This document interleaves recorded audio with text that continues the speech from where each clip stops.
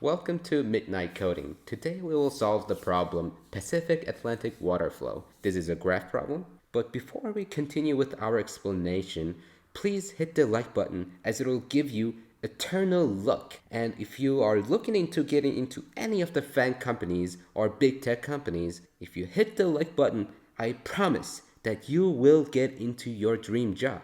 And just for an extra measure, please also subscribe to the channel.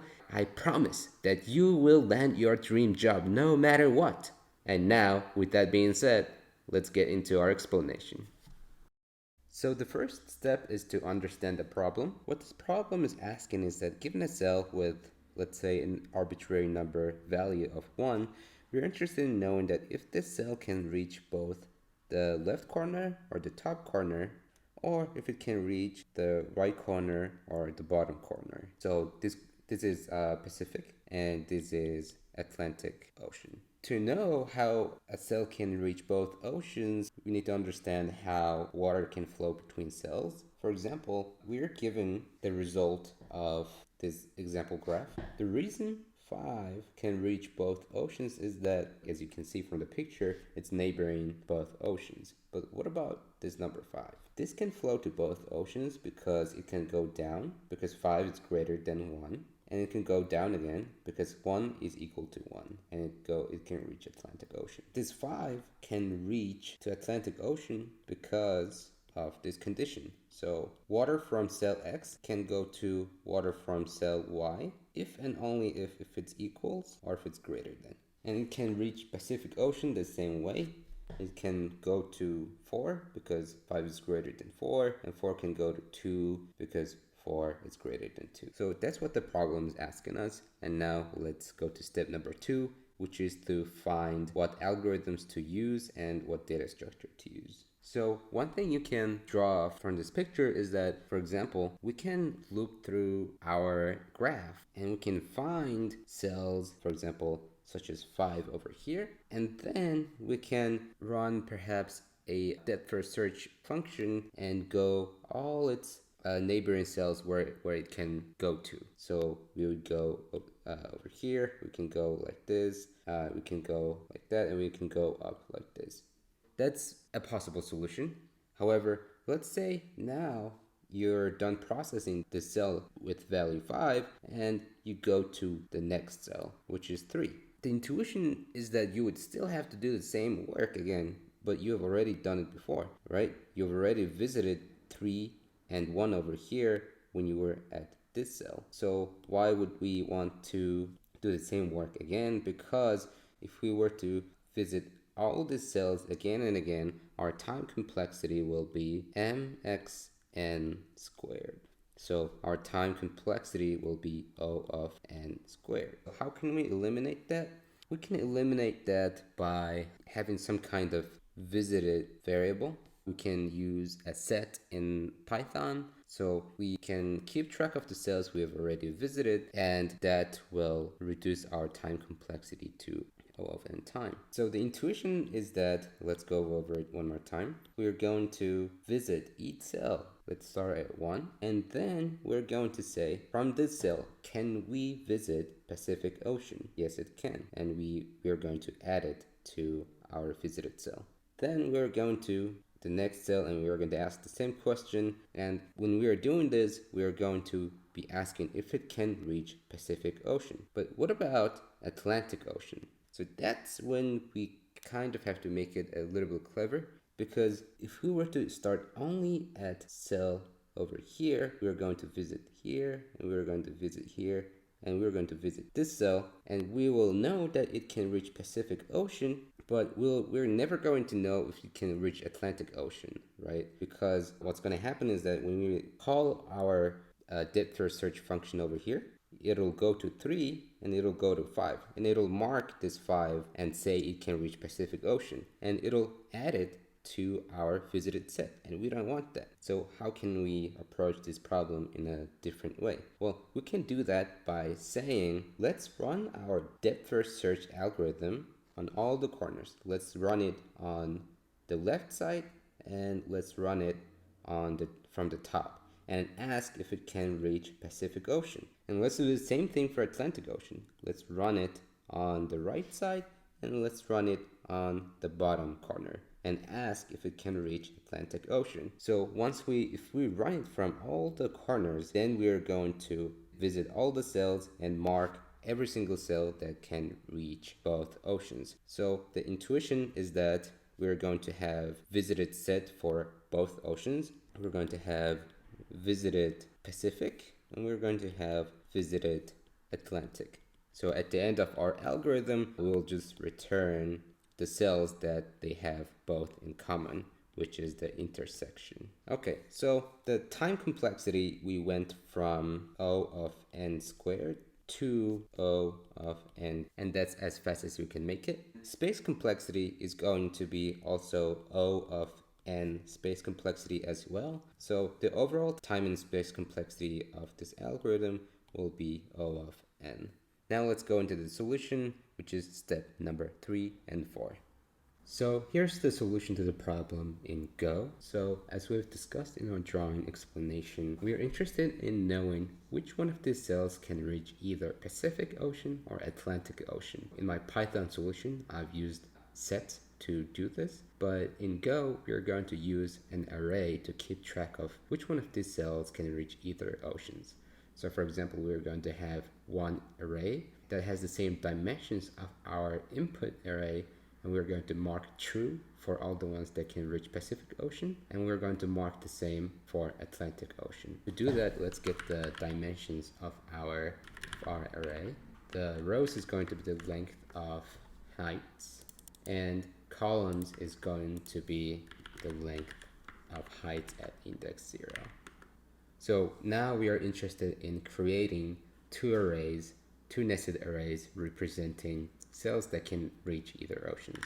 So I'm going to call them can reach Pacific and can reach Atlantic. Okay, so there's a little mistake over here. We won't be defining our variable like this, not like Python. Okay, so this is going to be a nested Boolean array with a length of our rows, and it's going to be the same for the bottom one. Now it's got to populate the nested arrays. So to do that, we can say for index and range of it doesn't matter which one because they're going to have the same dimensions. So now we can say that can reach Pacific at this index is going to equal to a Boolean of length columns, and it's going to be the same for can reach Atlantic. So now we have arrays that we want to use later.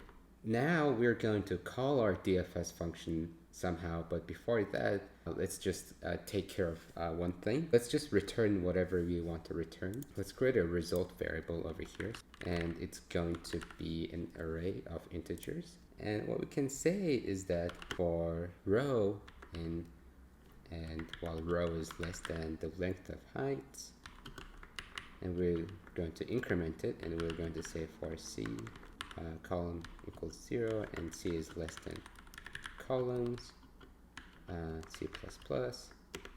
And what we're going to say is that if whatever this is, so Pacific Ocean RC, whatever this cell is, if it's true, and if this cell over here in Atlantic Ocean, if they're both true, then we're going to say, so we're going to append our rows and columns to our result variable. So we can just say int r and c.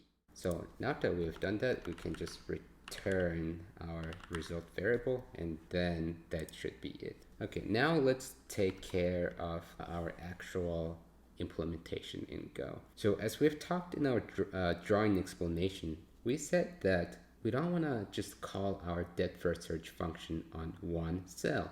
We want to call it on left and top, right and bottom. So we are going to do that right now for row. So in this case, we are going to say depth first search at row 0. That means the left side. So each row and the column is going to be 0. we're checking the left side. Since this is a depth first search function, we want to be passing in our matrix. Then we are also interested in knowing which ocean. In this case, it's Pacific Ocean. And then also we need to know the previous value to make sure if water can flow between cells. For the corner cases, it's going to be itself, because water can flow between two cells if they're equal. So let's just say that. So it's going to be at heights r 0. And now we need to check the right side since we are dealing with rows. Right side is going to be columns -1, and we're interested in knowing if it can reach the Atlantic Ocean, and let's just pass in the previous value. And it's going to be the same for top and bottom as well. The only difference is that we're concerned with columns now. Okay, now all we have left to do is to implement our depth first search function. So how we can do that is, let's just define it down over here. This is going to be, so first variable we're getting is row of integer, column of integer, and we're getting in our matrix of integers. And then the next variable is a boolean, so visited cells of boolean. It's a nested array. And the last one is previous cell that we have seen. So what we are going to say is previous cell, and it's going to be of integer.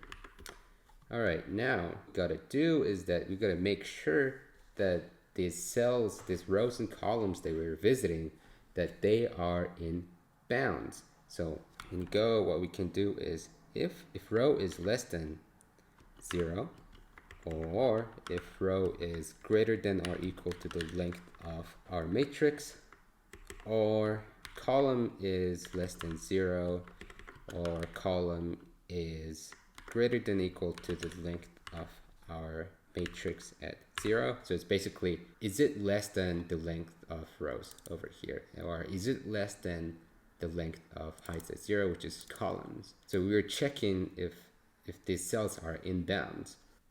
This cell that we're visiting right now is already in visited cells array that we're keeping track of. If it is, we do not want to visit the same node that we visited already. And the last condition is that if this cell that we're seeing right now at row and column, if it's less than our previous cell. If it's less than our previous cell, so for example, from 2, water cannot go to 3. So that's what we were seeing here. So once we're at 3, when you go to 2, previous value is going to be 3, and our current value is going to be 2. And if our current value over here, if it's less than our previous cell, which is 3, we know that water cannot pass in between these two cells. So if any of these are true, then we're just going to return and do nothing. But otherwise, we can mark at row and column as visited, and we can just say it's true. Now we need to see all the 4 directions that we're visiting. So directions, it's going to be of integer. So now we just gotta loop through our directions and then call in our depth first function so it can keep calling itself. What we're gonna say is that, so new direction row is going to be direction at index 0. So this one over here plus row that we have passed in, and new direction column is going to be direction at 1. So this one over here, and column. So now that we have done that, we just gotta call in our depth first function on these new positions, and we pass in our matrix, we pass in our visited cells, and previous cell over here, now it's going to be our current cell. So that is matrix at column, row and column. So it'll keep calling each other, and it'll populate Canrich Pacific and Canrich Atlantic. And after we've visited every single node, then we're going to loop through our arrays and see which cells have both values of true And if they both have values of true, then we're going to append it to our result, and we're just going to return it.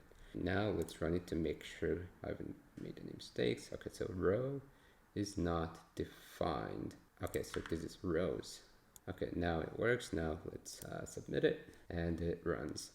So here's the solution to the problem in Python. So as we discussed in our drawing explanation, we're going to start at top, bottom, left, and right. To do that, let's go and get the dimensions of our graph, rows and columns. We are interested in knowing which one of these cells can either go to Pacific Ocean or Atlantic Ocean. Let's declare a variable called can reach Pacific, and it's going to be a set, and we're going to say can reach Atlantic.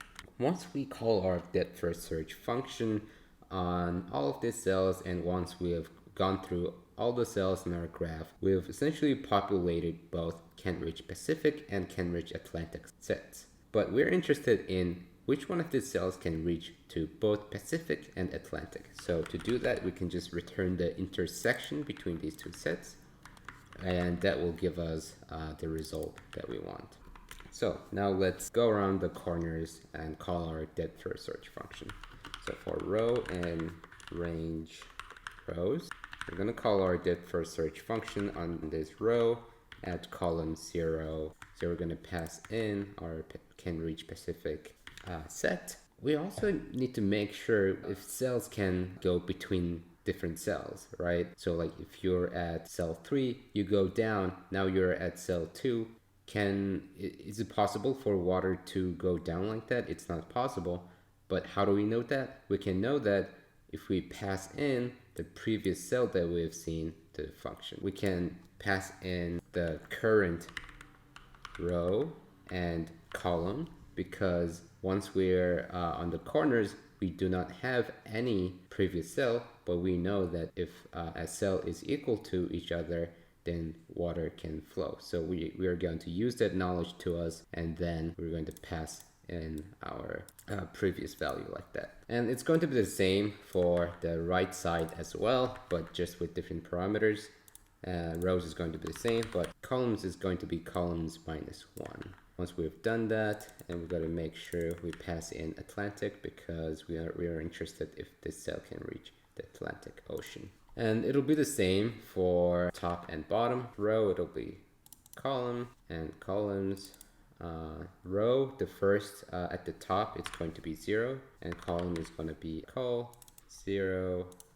Col, let's pass in our previous values. And the last row is rows minus 1.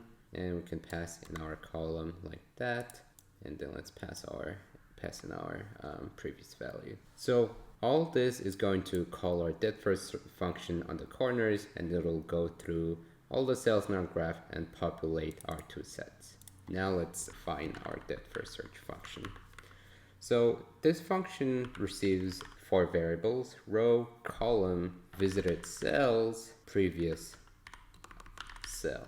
So when we're looking at different directions and when we're checking this cell over here, we want to know if this cell is in bounds or out of bounds. So if row not in range rows, or if this column is not in range columns, then we do not want to process this, because this whatever this cell is, it does not exist in our graph. We also want to make sure that we're not processing the cell that we've already seen before. If row and column, if this cell is in our visited cells set, then we also return. Or we want to make sure that, for example, this 1 is less than 3, and we want to make sure like this 7 is greater than 1, and as such, because we want to know if water can pass between cells. So how do we know that? Well, lucky for us, we have the previous cell value, so we can just simply say if height at row and column, if it's less than our previous cell, then water cannot flow between these cells, and we can just return. So if not, this is a valid cell, and if these conditions do not meet, then we can just add this cell in our visited cells variable, row and column, and then we just look up, down, left, and right. So we need directions. So this will look at all the 4 directions that we want to look at. So for dr, dc in directions, new direction row is going to be dr plus row, and a new direction column is going to equal to dc plus column. And then we can just call our new dimensions over here, and new column, and we can just pass in our visited cells. And the previous value for this new dimension is going to be our current value, which is over here. And now when this function gets executed, it's also going to check if this is a valid cell, and if so, it'll populate our set, and at the end we can just return the intersection between these 2 sets to know which one of these cells can reach to both oceans. So that was step 3 and 4. Now let's go into step number 5. Okay, so now that we have solved our problem, the 5th step is to come up with test cases and then possibly come up with more optimal solution. However, on LeetCode, we've passed all of our test cases, so we do not have to worry about that. But during your interview, you just want to mention that you would like to optimize the solution, and just think about how you can do that. So I hope you enjoyed this video. If you did, please like and subscribe, as it will give you eternal luck. So see you in the next video.